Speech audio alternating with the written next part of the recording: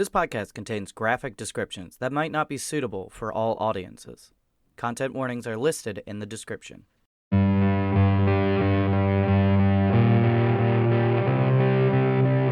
came from the land of brutality and evil. It came from terror and fear.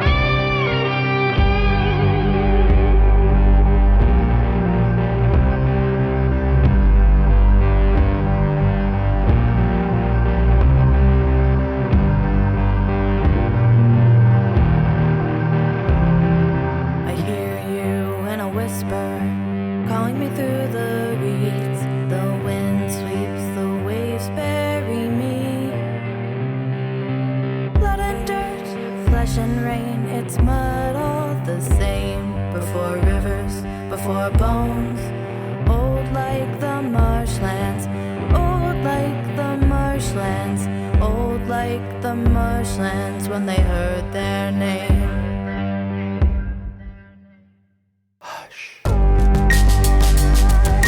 Sing for a frog. Train sing that shall not respond.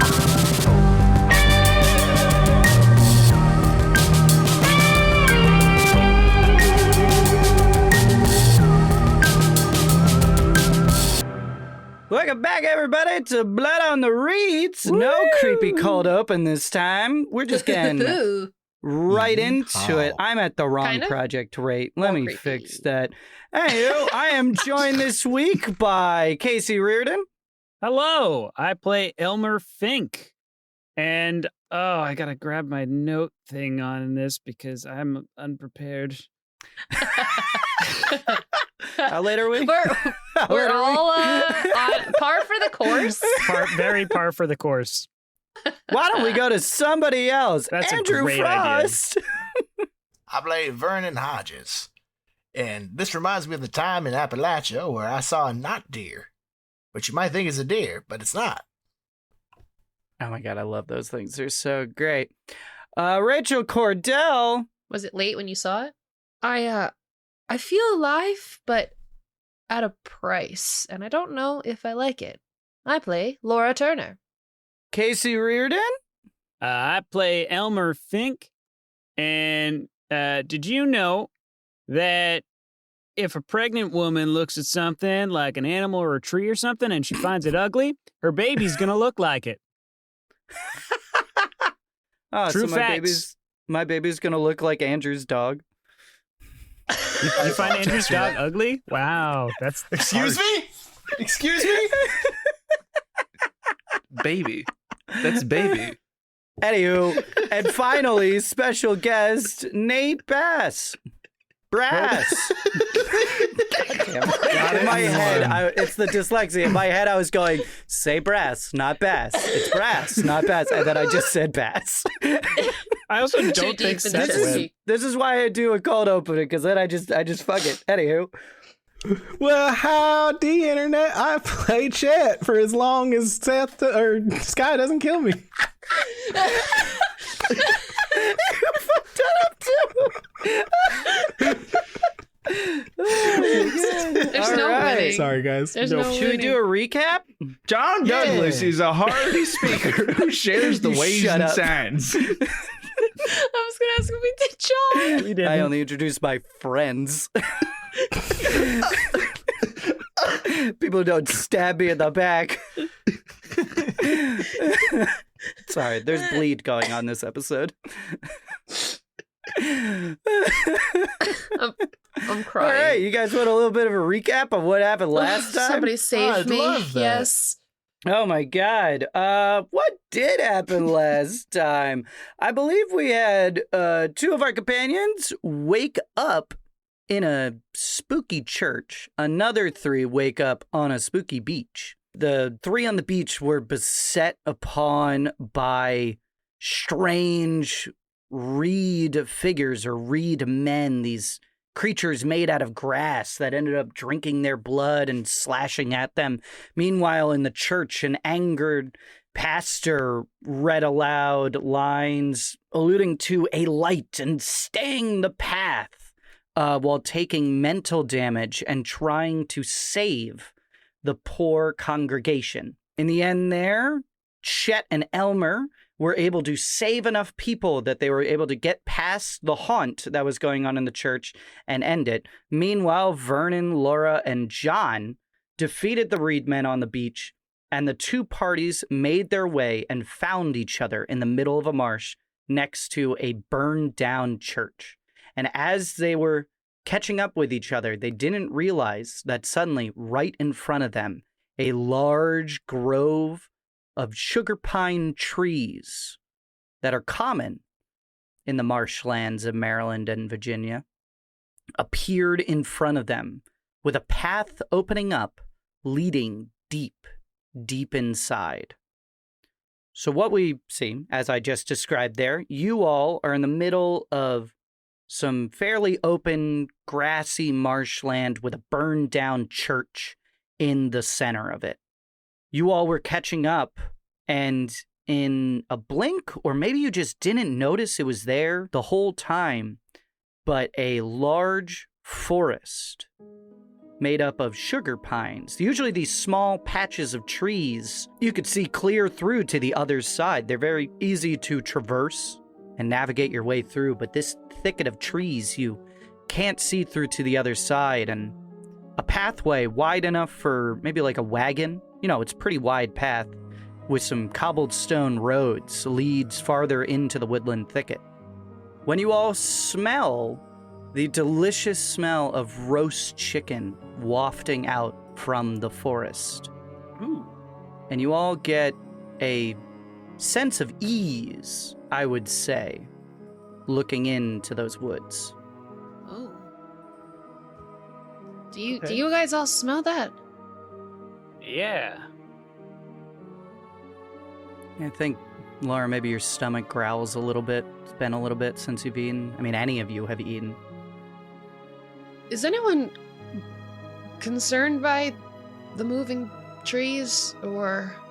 Kind of concerned by a lot of things right now, Laura, to be honest with you. Hey, Sky, I know I have this sound, this plucking violin sound. Does it seem to be coming from anywhere in particular?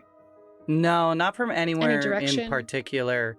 And it's one of those sounds where, when you're talking to other people and focused on other things, it really fades into the background, that gentle plucking of a fiddle.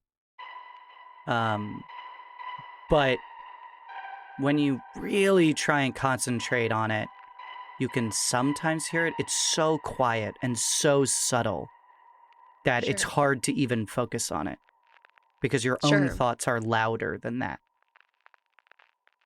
So right now, this hunger is louder than that. Interesting. I don't know about you guys, but I'm a little hungry. Yeah. I don't know how long we were out for or anything like that. Vernon, what drew you to come find us? Well, you see, it's a little complicated, but I assume I can explain it to you. As you are all aware, ciphers exist. Little objects that are bestowed with the power of the green or some kind of magical force that allow for less conventional help or, means of aid. At this point, Vernon raises his left hand, in which his 4 fingers each have a ring. The one on his pinky, however, seems to be missing a gemstone that all the other ones do have. During my dinner the other day, the gem on my pinky exploded, which warned me that my son was in critical danger, or worse. So I quickly called in a couple of favors from DC and made my way down here. That was just about 3 days ago at this point. With all due respect to everyone, do we want to move in the direction of the food while we're having this conversation? I mean, kinda, yeah, but did you say your ring exploded? That it did. That's awesome. I understand that things like this might be a little strange to you, John, but you tend to encounter them everywhere in our field work. Why do we use the word little? Little strange? It's a ring. It exploded. Well, I guess it's exposure therapy in a way. I'm used to it. As I'm sure is Mr. Fink, as I'm sure is Miss Turner. As I'm sure is Chet, considering who his grandmother is. To me, it sounds like a random vibration caused it to be overcharged and erupted. A vibration from what? My spoon? It could be anything. Hard to say based on your story. All right, Miss Turner. Yeah, I've worn a ring for a long time, and I've had a lot of soup, and that thing has never exploded. So, Laura, I'm sorry. Are you questioned the cipher that I had mentioned? And he pulls out the oyster from the first episode. And then he says, and now you're questioning this. Did you not see what Chet and I saw where our companions were, he looks kind of hesitantly actually at Vernon and kind of maybe whispers a little bit more, brutally torn apart by that creature. Vernon winces a little that's bit. an oyster. That man's holding an oyster. It's a magic oyster, actually. Oh my God. Yeah, it's quite exciting. Welcome to the team, John. Laura raises a hand to her neck to direct eyes to the scarring across her as kind of like a show of recognition that something's going on. But she speaks opposed to that. Look, I'm just saying there's an explanation for everything. A ring can explode for a variety of reasons, but it doesn't necessarily have to be anything beyond our awareness. But you say it can happen for a variety of reasons. Why can't that reason be magic? because magic isn't real. But my grandma was a witch. I'm sure she was a very dedicated herbal healer, for sure. She was. I can confirm that one. It's a pretty accurate description. She could also summon giant plant monsters. Sure. Yes. Sure. Yeah. Look, are we walking in the direction of this chicken smell? Because that is what I'm interested in right now. All I have to say is you don't always trust the food you smell out in the woods. What's that, y'all? I'm over here. Damn, it smells good. You walked into the woods. Yeah. I feel like we gotta follow John at this point. If John walks in first, the thing that you guys would notice is that despite John only walking maybe 20 feet in, from your point of view looking in, it seems like he almost disappears into the darkness. There's a bit of a natural fade out, like walking into a heavy, heavy fog. It's not like he suddenly disappears. And John, you looking back, you could see them all just fine. Okay. I think nothing of it. Yeah. Keep walking. Who else? Does everyone enter into the woods? Yeah, just out of curiosity, I'm assuming this isn't natural, correct? Maybe. Just only asking because I have a skill called Wilderness Explorer, Okay. which, while taking any action, including fighting, in the natural world, you ignore penalties due to natural causes such as tall grass, thick brush, rugged terrain, weather, and so on, and weather being fog is a thing, so. I mean, you are surrounded by trees. You are walking on a cobblestone road, but you are in nature. Magical or not, those are trees around you. Magical or not, those are birds flying amongst them, and natural or not, there is thick plant growth off to the sides. Actually, in sugar pine forest, usually it's very, very low plant growth and almost completely open amongst the trees. But the trees are there's so many of them and they stretch so far back that you can't see for more than 100 feet in any direction. And light still, once you enter into the woods, light still shines down from the top but it is towards the end of the day and the sun is setting. So we enter that sort of twilight hour as you can't really tell where the light is coming from. And as you walk along this straight road, deeper and deeper into these woods, you maybe walk 1,000 feet in, not too far, but decently far. That scent of that chicken staying almost exactly the same, though not really growing stronger. You could see what looks like a campfire up ahead and a large signpost with arrows pointing along the different directions of the path, but with no names on those signposts, just simply arrows pointing in the different ways. A campfire is set up on the far side in a little grassy patch surrounded by trees, not on the cobblestone, but between the two roads, forking off at right angles. And sitting at the campfire on a makeshift stool made out of an old stump is a young man. He is maybe only 18, maybe 20.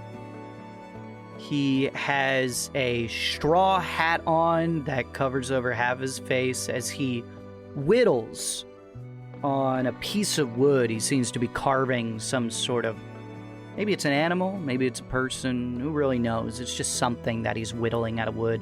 Shavings line the ground at his feet. He's dressed in modern clothes for the 1920s, a button down with a brown vest over top of it, gray work slacks, worn boots that seem to have seen years of traveling, and he's covered in a slight layer of dust. It's clear he hasn't had a bath in some time, and he has deeply tanned skin. He looks up at all of you, and you can see his eyes now, and in the light of the fire, they look ancient. His eyes are slightly sunken down, but there is a twinkle to them, and they are a deep, deep shade of red. And he looks up at all of you, a little surprised, but just sort of nods. He gestures at the fire in front of him, which has a spit over the top of it, with a chicken that is dripping with delicious juices. And he says, howdy, folks. You want some dinner? Well, yes. Thank you. Well, come on, let's all eat. You all seem hungry. Seem like you've been traveling for a time now. Laura approaches. He doesn't really have any plates, but he pulls out a knife from a back pocket and pulls out a handkerchief. He slices off a piece of that chicken and hands it over to you. Thank you. Mm-hmm. I take it and I look back at everyone else. Has anyone else approached or, moved? Yeah, Actually, Vernon stands back for a bit and takes a good look at this guy. I'm trained in discerning others' true motives or seeing through lies. Does this guy seem savory?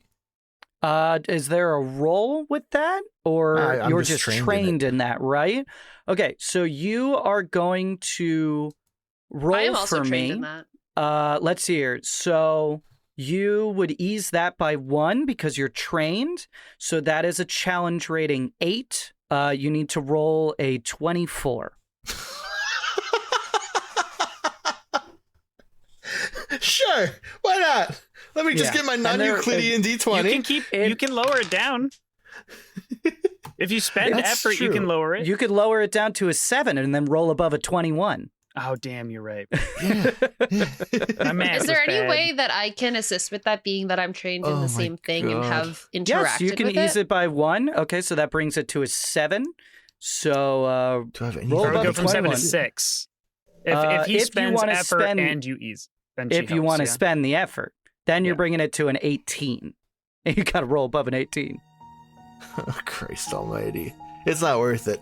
I'm just going to Probably say I not, don't but- get a read on this guy, so I am automatically wary of him. The read that you get on that guy is that he is offering you some chicken, and he seems friendly. He seems like he wants to welcome you around his campfire. I'd like to I don't like approach him. this. I don't like this at all. I'm gonna take a very quizzical look at his eyes. Son, there is something wrong with your eyes. Are you afflicted? Afflicted? I mean, I wouldn't count myself as afflicted. Maybe just an enjoyer of company, if it will. I mean, I've seen a lot and been around a lot, so these eyes have seen quite a bit. Well, by your eyes, which I do see, you look afflicted with perhaps an herb. Oh, I haven't smoked anything Something like other than the that tall in grass? some time. Not since man, a number of travelers ago. They had some herbal remedy that was quite fine, and they were kind enough to share with me. But I have not had a smoke in quite some time. So your eyes never went back. Well, they were always like this. That's actually a clarifying question. When you said that his eyes are red, do you mean like the whites are red or the irises are red? The irises are just a deep, deep red, like a maroon almost. Gotcha. I'm still keeping my thing.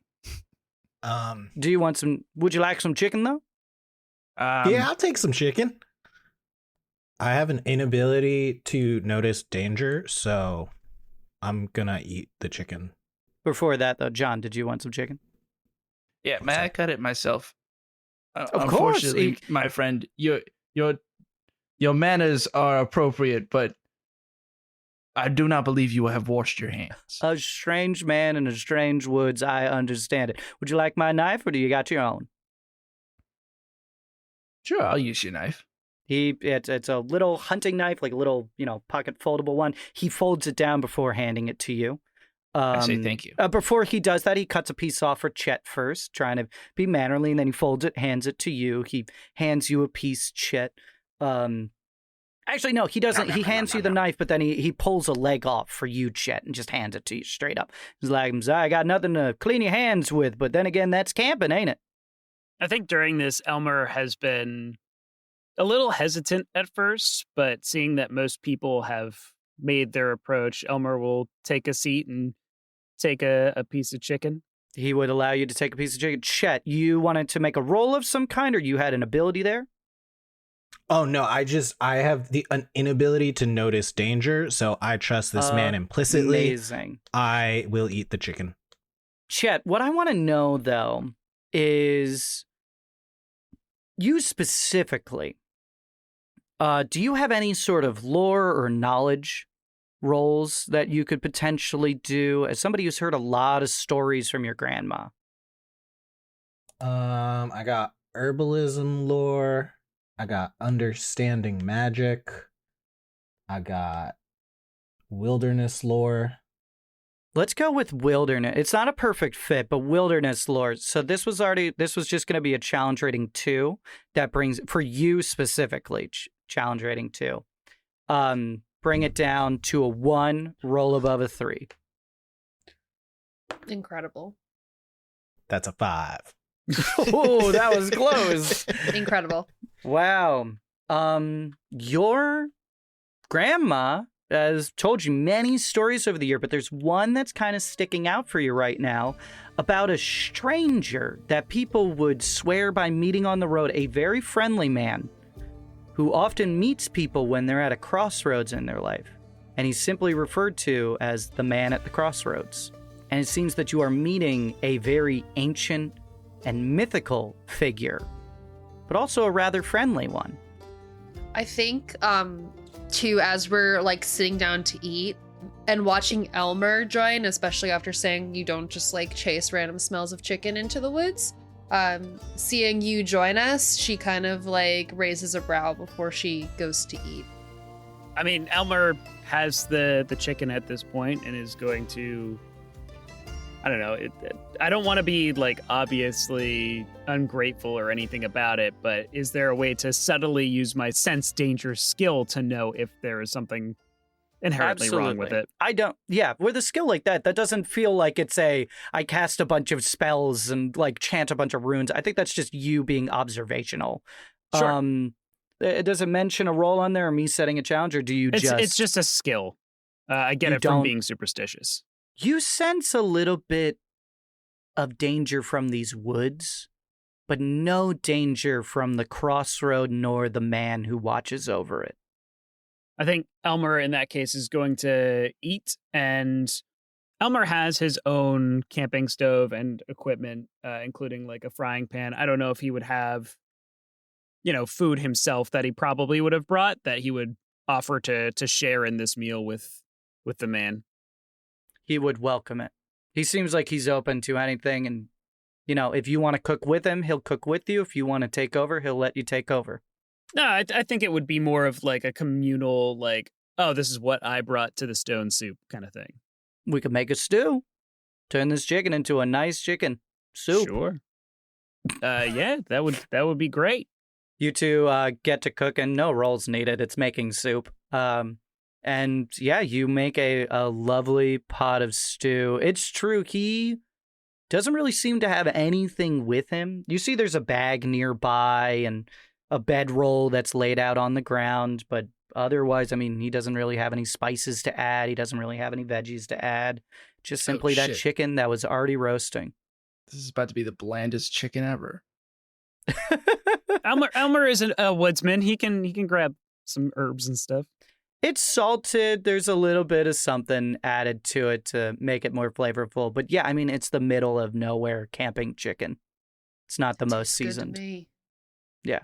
After not eating for 3 days, Exactly, yeah. You all eat your fill and you manage to roll up stools. Vernon, are you still not taking any of the chicken or any of the food? I think Vernon's going to abstain. Okay. He's going to keep a close eye on everyone as they're eating. All right. Well, you all are here, and you seem safe for now. So as we're sitting around and interacting with this guy and eating, I think Laura turns to him and says, so were you just camping or traveling? What brings you out here? I go here and there. I feel the pull of different places, but I never choose the location. Instead, I just am happy to meet who crosses my crossroad. This is your crossroad, then. Oh, I might be a little vain calling it my crossroad. And as he says that, you see that the lantern on top of the signpost flickers just slightly. Not like an angry flicker or anything like that, but just like someone in the universe is almost letting out a chuckle. And he sort of smiles a little bit. He goes, it's everyone's road when we all walk it, Sure, yeah. I take it you're not from here, then. You seem to be somebody who's quite the traveled person. Yes and no. I don't see too much outside of these woods, but what I see, I would say other people tell me. They tell me stories, share things. I listen in on their conversations, share a meal with them. But beyond what I see here, I don't see too much with these old eyes. But that's fine. That's fine. I like listening more anyway. So you are the man at the crossroads. He smirks a little bit and just nods to that, but he doesn't really answer. He doesn't confirm that. He just sort of gives a little polite nod. Laura furrows a brow at that. You say your eyes are old, but you look like you can't be more than 20? Go figure. And he laughs. Laura, it's magic. He's one of the magic things.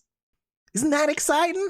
Now, you all can focus on me, ask all your questions you want, but at the end of the day, I'm just here to fill your bellies and make sure you got a good step forward. But I feel you all have maybe some decisions that you need to make. So, I'm going to go take a leak. And he Oh. steps up and he wanders into the wood.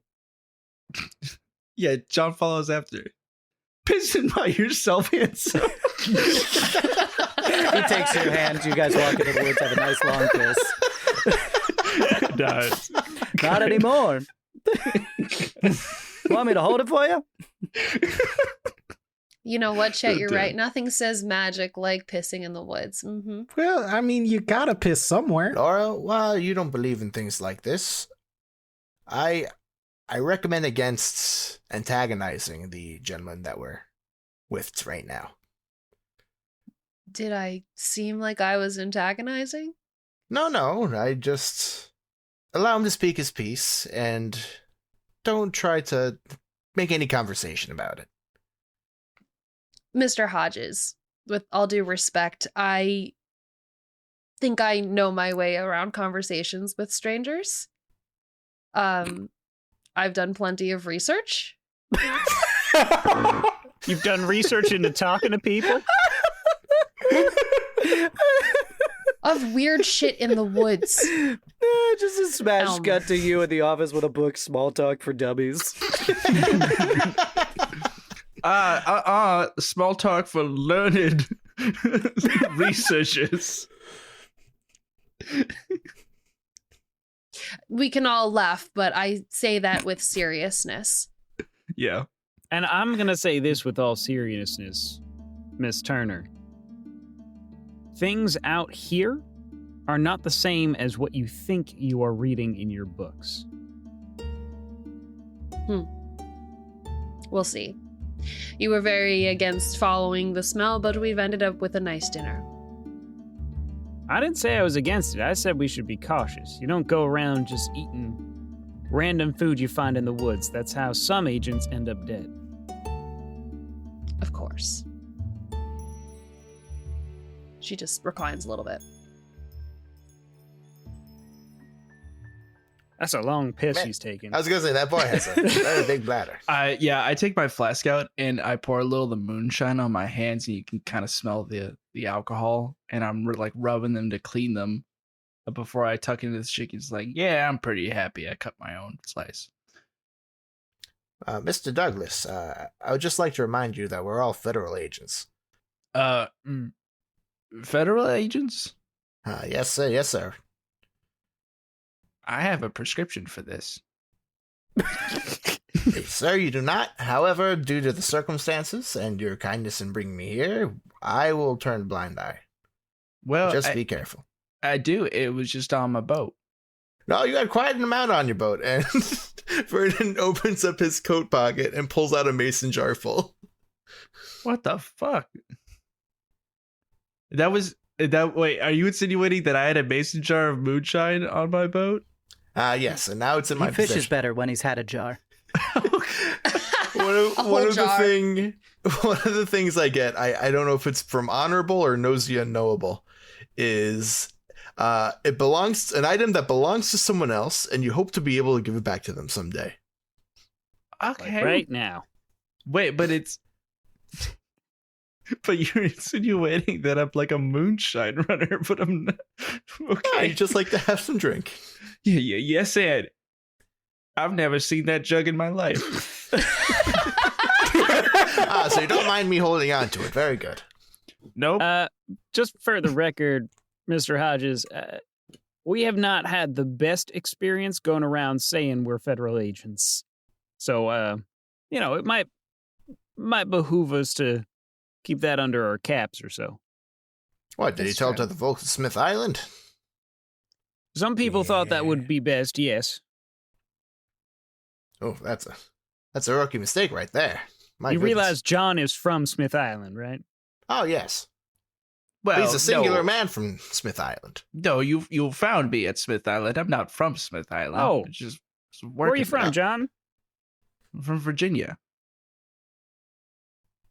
The face guy made. That's appropriate. That's an appropriate face. That'll be good for social media.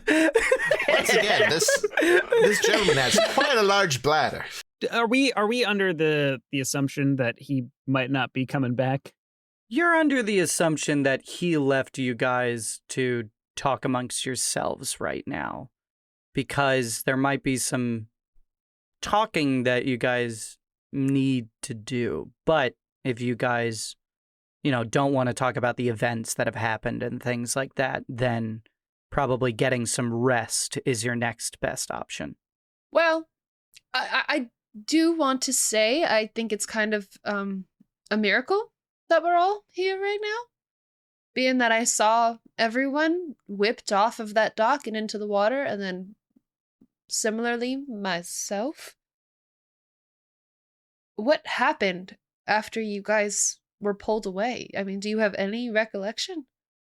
We woke up in a ghost church. Oh, do tell. The burnt down church? Yes. Yeah, but it was like full of stuff, and there was this evil, mean preacher who was like, you should hate things and be afraid of light. And then we were like, no, don't do that. And then Elmer out-preached him. It was really impressive. Oh, thanks, Chet. But, yeah, it was some kind of a haunt. These kinds of things happen, especially in old places like this. Interesting. So maybe some concussions? What happened to your neck? Laura, you're willing to admit the fact that we all survived here is a miracle. What is the difference between a miracle of God and other things that we can't explain? That's funny for you to assume that it's a religious miracle. A miracle meaning just that the events leading up to this ended up working out in our favor. That doesn't necessarily mean that God had anything to do with it, per se. So you're an atheist? I don't believe in much. I believe in what I see and what I perceive and what I experience. Laura, do you remember a few hours ago when a man composed of grass sucked green goo from your throat? I'm sorry, what? I thought it was blood. They were I was just green. composed of green goo. I think it requires further research. She says she believes in the things she can see and then does not believe the things in front of her eyes. Ladies and gentlemen, I think we have a little bit of a hypocrite in front of us. Well, excuse you. No, I just think that sometimes the things that are perceived need deeper research into them, and that is a further experience that can be learned from. Just because you see something up front doesn't mean that you have to believe it right away. So what you're saying is you need to figure out a way for it to align with your own beliefs, not just accepting things for what they are? I'm saying that I need to do everything that I can to understand the things that I perceive, not just witness them and believe them right away. Yes, I do believe the things that I see and experience, but it doesn't mean that I believe them instantly, because I think they deserve that diligence. All right, Always then. good to be a little skeptical. As behind you, the man at the crossroads comes out of the forest and sits back down next to you all. Thank you. He smiles and looks at all of you. So, where are you folks headed next? Well, we're still looking for someone on the island. I don't know if you've seen him. I've seen a lot of folks. Who are they? Well, their name is Marcus Long. About 20-something or so. He got lost out here on a fishing trip, and now we're not so sure he's lost. Would you have a photo of him? I think you would have in all of your gear, but you've lost quite a number of things. But yeah, I'd say you would be able to provide a photo, and the man at the crossroads takes a look at it and just shakes his head. He goes, it's rare I forget a face, but this is one that I don't believe I've seen. I Well, see. I appreciate you taking a look. You wouldn't happen to know the fastest way out of here. Perhaps once we find him, would you? I don't see much outside these woods. I see. Well then, towards the edge of the woods would be the best that you know, yes? Potentially. And he smiles, and I guess then simply moving forward is the best path for all of you. And finding your way with what you got in front of you. Yes? Yes. Seems to be that way. Well then, I think it's about time to get some shut-eye. Get some rest. You all seem a little out of sorts, and you'll be safe at these crossroads. I appreciate it. Thank you. Likewise. Well, I could tend the fire if you all want to get some rest. Slumber party. Who wants Slumber some moonshine? party. Can I stay up with him for a second? Yes, of course you can. Does everybody else, with what they can, basically, you guys don't really have a lot of your gear left. You have, your weapons and maybe a few odds and ends, but I don't think any of you have a bedroll, nor really a change of clothes. I did have one in my equipment at one point. Yeah. So you all make do with the ground and with the leaf litter that's around and make it as soft as you possibly can. And John, you stay up with the man at the crossroads. Mm-hmm. He holds out his hand for his knife back. Oh, I hand it back. He takes it, folds it up, pockets it. Thank you. And he just kind of tends to the fire, rolls over a log, looking into it. So you get out on the water?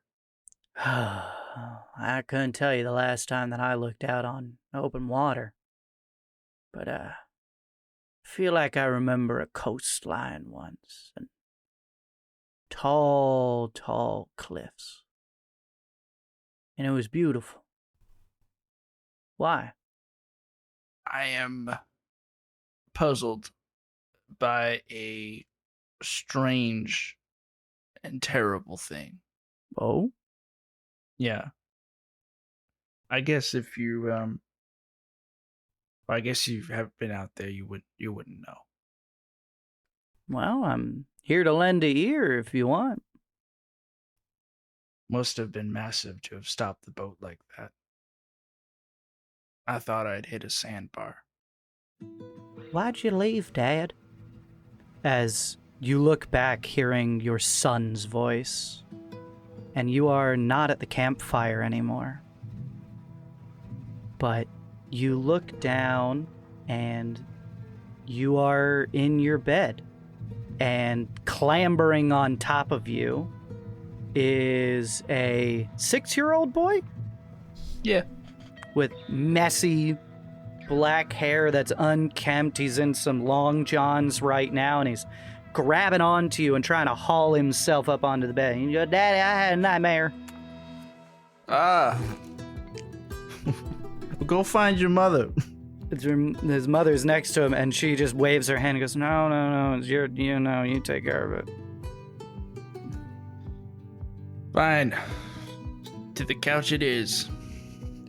You scoop him up and you head off into the couch. It's a small house looking out over some water on a shoreline of, I guess, Virginia. Or do you live on Smith Island? Let's just make it easy and say I live on Smith Island. Water laps nearby, and you're with your son in the living room. It's just the two of you. How do you comfort your son? Before we get to the living room, we were walking down the hallway of the bedrooms, and I stop in his room and I grab the new book that I've been reading him, The Velveteen Rabbit. Oh, that's so cute. I was gonna say that or Treasure Island. I think, yeah, is Treasure Island published 1920? I think it's been published by then. Up to you, though. I love the Velveteen Rabbit, too. That's so cute. Yeah, I'm doing Velveteen Rabbit. Okay. You grab the Velveteen Rabbit. It's got a cute cover with a rabbit on it. It's this kind of fake gilded green book with a embossed rabbit on the front of it. And you start reading to your son, and he clutches on to you. And you're just gently reading. And he says to you, Are we gonna lose the house? What? Why would... Marsha read a letter to me that she found and said we had to leave. I've never seen that letter. Don't worry about that. Are you lying to your son? Yeah. Is this the first time you've had to lie to your son? No. He clings on to you, and there's a bit of silence, and then he just simply says, "Just don't lose everything."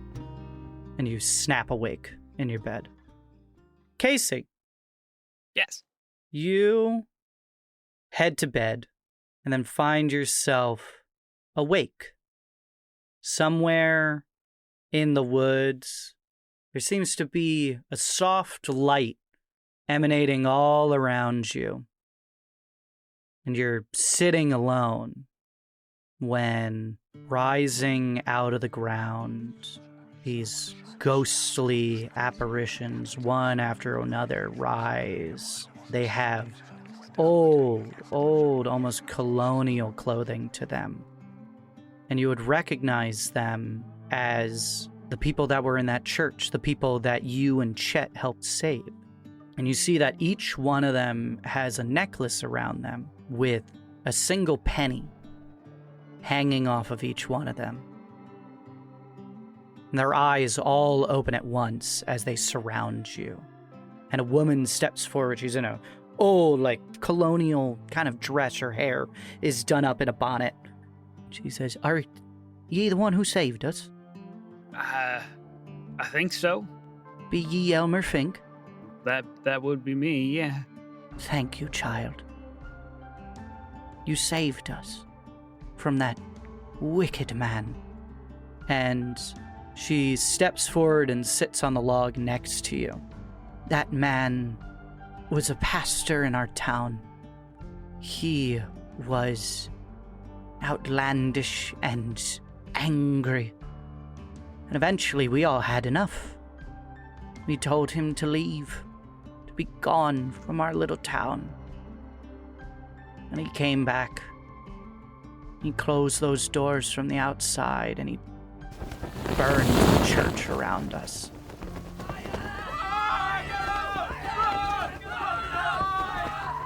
And for heavens know how long we've had to listen to him prattle on and preach wickedness and shout us down. Thank you. And thank you for paying the toll." Of course. If there's anything else I can do for you before you make your No. way, anyone, I suppose, that you want to know that you're moving on. I think that opportunity has long passed, but thank you. I hate to ask another favor of you, but would you mind listening to us? It's been so long since we've had any ears but that of a wicked man who would not listen. Well, I got 2 years right here. She gets up and moves to the side, and one by one they each sit down and tell you a story, a vignette about their life. Some happy, some sad, some moving. And you listen to each one of them. And finally, she sits down next to you after each one of them has walked off into the woods and presumably moved on. She smiles at you. "I've already told you my story, but I need to tell you. Being on this other side and now released from those bounds of that wicked church, I hear someone calling to you, Elmer. And she says it's not your fault." And with that, you snap awake in your bed as you feel something heavy on top of you, moving along and pushing into your chest. There's something under your coat. I'm gonna kind of scramble to see what it is. You scramble and try and open your coat when a little face pokes its head out. And you are met by two black, beady eyes and a long body that is very soft and covered in fur. And then something licks your face. And you see that there is a river otter on top of you. Oh, hey there. Oh no, it's Stitch. No, it's from hell. Hey there. What's your name, little fella? It just blinks at you. Doesn't seem like it. Maybe it doesn't know its own name, or maybe it just can't talk because it's an otter. I think Elmer is gonna kind of absent-mindedly pet the otter on his chest and kind of look around at where maybe he had seen the ghosts. He's gonna look down at the otter and say, "Think I'll call you Ruth." Huh. Only Sky knows why that's so heartbreaking. Laura, Uh-huh. you wake up in your bed. And everyone else is sleeping around you when you hear someone chuckling nearby. Don't like that.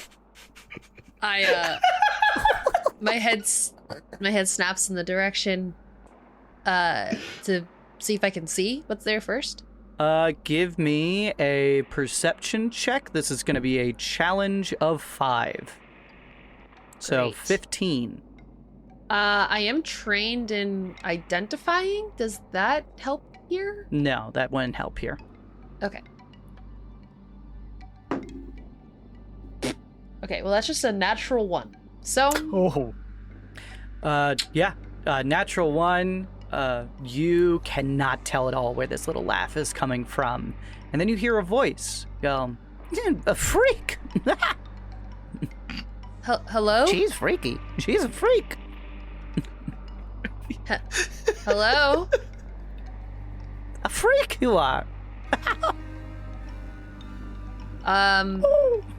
If I go to wake up somebody, like, I don't know, who's nearest to me? Vernon would be Whoever. nearest to you.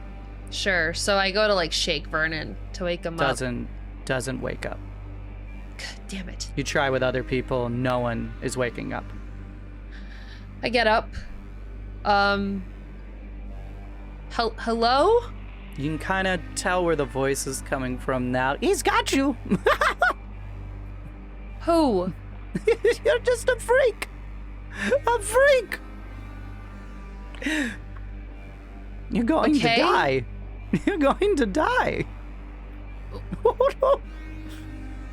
And you see where the voice is coming from, and it's coming from up in the trees, about 15 feet up, maybe.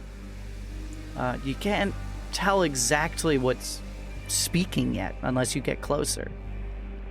I don't think I would necessarily get closer to the trees right away, but she looks up to address them and say, "You want to come down here and say something like that to me?" No, why would I? You're an idiot, a freak. Excuse me, an idiot? You heard? It has ears. I can't believe it. They haven't fallen off. What? And yeah, I think I would approach. Have you looked at yourself? No? Maybe try that, freak. Is there anything reflective? You could just simply look at your hands. Look at my hands. Okay, sure, sure. Your fingers down at have my fused hands. together. Oh, jeez. Your Christ. bones are broken and your skin is falling off. Oh shit. Cool. I And now you hear something flutter down from the trees and landing on a branch that is far too small for them are 2 huge screech owls that are as big as you are. When normally are tiny little owls native to the area are now as large as a person. One red, one gray. And they look at you with huge eyes that glow in the dark. As You're fucked. as Laura is like assessing They're herself, screwed. They're gonna die. They talk back and forth. she takes 2 steps back and looks up at the owls in horror. No, I Made a won't. bad deal. You made a horrible deal. I didn't make any deal. What are you talking about? Then why did you call out? What? What do you mean? Why did you want to live? Why wouldn't I want to live? Seems like you did too badly. What does that mean? And now you have to answer to him, to the freak. You're a freak. To whom? There's no going back. You're going to die. Why won't you answer me? We are. You're not listening. Maybe those ears did fall off. That almost makes me want to take my like bone nubs, put them to where my ears would be. Do I got ears? You wake up. Great. You are in your bed. You check your hands immediately, and they are normal. You feel around your body, and you feel under your lip where a crease in your skin has formed. Not broken through, but just a deep crease that runs from your bottom lip to the end right along your neck. Like collarbone? Yeah. Or And Gotcha. you feel around in your mouth with your tongue. Something is very off. You feel something almost flappy, feathery inside. Strange feeling. But you are exhausted. And like everybody else so far, fall back asleep. Chet. Yes. You wake up, and there's a rocking chair gently creaking back and forth next to you. Mima? Little chickadee. And you look up and you see sitting next to the fire, and next to her is the man at the crossroads. And he is just looking into the fire, whittling away again. Doesn't seem to acknowledge anything going on, but your grandma only has eyes for you in this moment, and she smiles and gestures to a seat next to her. You see she's dressed as she always, a long woven dress that has a ton of embroidery throughout it that you know is the weaving of a nature of spells that use local plants and fibers in order to literally weave the magic into what she wears. Her hair is done up in a messy bun that has a sprig of holly sticking out of it, as well as has a few charms hanging off. She wears a red bandana around her neck that she swears is her good luck charm, despite having not a drop of magic in it. And at her side is as it always is, propped up next to her, a lever action rifle. Yeah, I think Chet goes over and sits where she indicated, and like the constant positivity I think just falls off Chet as he slumps down for a moment. Meemaw, I don't know if I'm cut out for this, if I can be like you. Well, first things first, mind your manners. Where's my sugar? And she leans her head out, expecting a kiss on the cheek. Sorry, Meemaw. She wraps her arms around you and gives you a hug, and it is warm, and it is loving. And I miss this. I miss you too, little chickadee. Now, what's on your mind? Sit with me. I don't know. I thought I could do this. I thought I could, I don't know, act as the next you, and it's all so much, and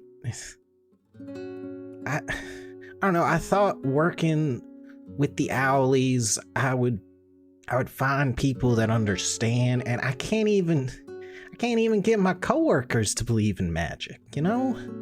I thought I'd finally find people who wouldn't laugh at me for talking about things the way they are, and I don't know if I'm the right guy to do it. Well, first of all, there ain't ever gonna be another me. Because I'm the only me there ever was. But you have to be you, Chet. Not just another copy of me. What if me isn't good enough? What if I get more people killed? The you that is you right now, well, maybe he isn't good enough. And she kind of gives you a little bit of a wiry smile. What about the you tomorrow? What about the you the next day, the one that learns? I've always instilled that in you, boy. Always that we're learning, that we're getting better. Also, plus you'll always have nature around you to rely on. Remember those old ways. Remember those old songs and hymns. Because they'll always protect you. But in terms of being good enough, Chet, you already are. You just gotta start believing in yourself the way that I do. Also, there's always gonna be naysayers, but, I mean, literally, you watched a big swamp man one time squish an even bigger toad. You know? That magic's real, and you know it's real. I know, it's all getting to me. I miss you, Grandma. I miss you too, little chickadee, and don't think for a moment that it didn't get to me too. There were hard days. And the day I lost your grandpa, oh, how I wanted to just pack it in and just give up. But I didn't. I kept on fighting, kept on going, and it's hard. It never gets easier. But you find ways to make it manageable. You find ways to ease yourself into it. Yeah, I'll keep going. I can do it. That's my chickadee. Always singing his sweet song. I'm proud of you. Also, looks like you're off to a interesting start on your story. Bet it'll only get more interesting from here, with you at the helm. Thanks. And he's just gonna give her like a big hug and just not let go. As you hug her, you wake up. And you can't help but a sweet smell of a shoe-fly pie wafting nearby. Vernon, you wake up. Maybe naturally. I mean, you're an older man. Maybe you gotta pee. And you find the man at the crossroads is not where he was. Maybe he stepped away for a moment, but the log next to the fire is looking rather inviting. Yeah, I'll get up for a little bit and pop a squat over. You sit down, you look at your companions around you, they're all sleeping. Elmer seems to have an otter now. Not sure what's up with that. I've seen weirder. It's okay. You definitely have seen weirder. But this still startles you slightly as you look down to your left. And there's a little girl, maybe 8 years old, pale skin, eyes a little bit too large. Her upper lip is orange and her lower lip is black. She seems to have a crack in a couple of places running around her face, and her hair, up close, you could swear it looks like seagrass, like reeds in the water. And she looks up at you with big eyes and simply says to you, I think I hurt you. And that's where we're going to end our session this week. What? Just with that? I want more of that. You son of a bitch. Thank you Scott, all for listening to Blood on the Reeds. Scott, I have you a fun said go time I would I would get podcast. answers to Happy my fun. questions. You got no answers. I gave you nothing. It's because you're a little You're like, you're ready for answers? I'm like, what questions? Guy's like, the questions you have. I'm like, Yeah. no. I said to Rachel before the God. session, I'm going to answer every question you have, and then And all I proceeded said, call you a freak. and all I said was like, okay, well, I'm kind of off, but like by this, but okay. I had no idea what that meant. Now I know, and I don't man. like it. Thank you all for listening. Anybody got anything to plug? Nate, why don't we start with you and then Popcorn? What's up, Internet? I am Nate. If you enjoyed me today, thanks. You can check out more of me on Escape the Dungeon podcast. We season 1 we played Scum and Villainy. Season 2 we are playing Urban Shadows 2nd edition. Super fun. Please check it out. Popcorn Andrew. Sure. I'm going to plug my lovely dog, Baby Bell, because this is her first recording with RP Jesters and also her last. Isn't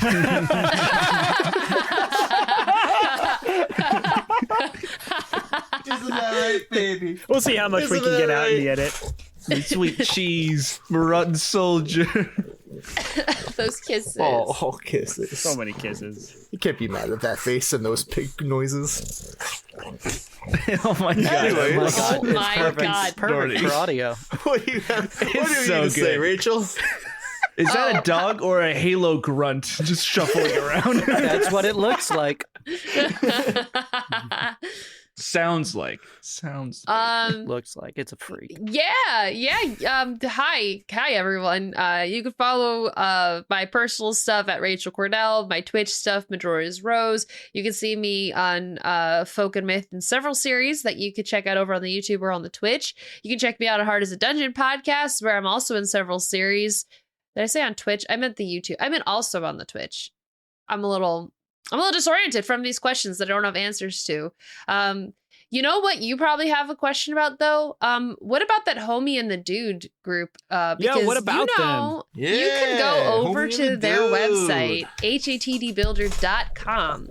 Get a bunch of really cool wow, this word never comes to me when I need it.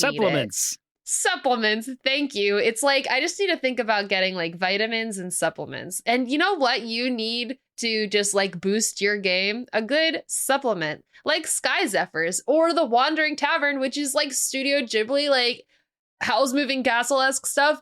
Really freaking cool. And you know what? You could also get 20% off with the code RPJesters at checkout. You're fucking kidding. What? That's crazy. And it will also help support the show if you do so. So go ahead and check them out. That would be really cool and it would help us out and we'd appreciate it. And they'd appreciate it because they have really cool stuff. Like, no joke. But yeah, I'm going to popcorn it to Casey. Yeah, you can check out my personal socials at Casey_Reardon. You can also check out our Patreon, where we have a bunch of extra bonus content. We have our after show over there. We have AMA stuff that we have over there, which as of today, I posted the one for May. So the May AMA should be out soon, if not now, because it's the 26th as you're listening to this of May. Also, you can get discounts on our merch store depending on what tier you're at. So if you are a Patreon member, don't forget to use your coupon codes if you want to get any of our merch, including our new hench merch that is out on our website, rpjesters.com. Oh. Yeah, so you can get little discounts over there, participate in our AMA. So yeah, check out our Patreon, check out that. And also we're going to have a live show coming up in June. I'm probably going to need to adjust when the date is of this because I don't know the date as of recording yet, but we're going to be over at Sip and Play in Brooklyn. So check us out over there on said date. That is going to get inserted here. Woo! Ah, things passed, Casey. Unfortunately, you were wrong. It will be happening on July 29th is when our live show is going to be at Sip and Play in Brooklyn. So if you'd like to come out and support us, have some fun stuff with our little live show, audience participation and stuff will be included in that. So come hang out with us July 29th at Sip and Play. Back to you. Amazing. Wow. Future Casey. That's a great date. That's I a can't great believe date. you That's the used best that. date. Whiz! I can't believe you used that silly little guy voice that you love doing. I do love that silly little guy voice, Your guy. Really popular, silly little guy voice. And then you sang a little song, too. It was amazing. Yep, I did all of Really that. wholesome. And it rhymed perfectly. It did perfectly. And There to was give no out your loose rhymes social in there. security number on No loose stream. rhymes. So brave. We're going to go ahead and popcorn over to Seth. That's all he's going Hi, to get cuts in audience. case he doesn't got to do that. Do you ever hang around a gymnasium? No. Do you like movies about gladiators? Sometimes. Sometimes. You ever been in a Turkish prison? What? What? Oh my god, I was watching that with Becca last night. Like, literally showed Becca that video last night. What video? Oh, it's so good. Anyway, popcorn to Sky. It's not helpful to anybody. If for anyone who hasn't seen it, look up Jonathan Frax. Fricks. Asks you things.